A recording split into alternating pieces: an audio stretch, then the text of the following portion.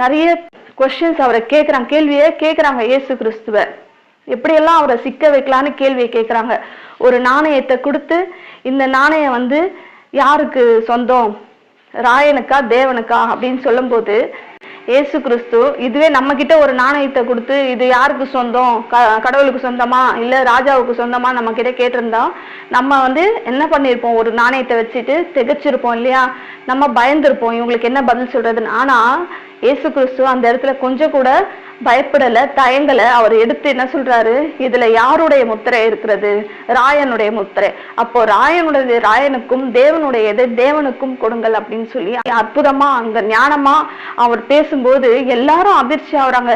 இவர் எப்படியாவது மடக்கலான்னு பார்த்தா இவ்வளவு ஈஸியா அவர் பதில் சொல்லிட்டாரே அப்படின்னு சொல்லிட்டு. ஏன்னா கர்த்தர் இந்த காசை விரும்புகிறவர் அல்ல, நம்மளுடைய இருதயத்தை விரும்புகிறவர் அப்படின்றத சொல்லாம கிறிஸ்து அந்த இடத்துல ஞானமா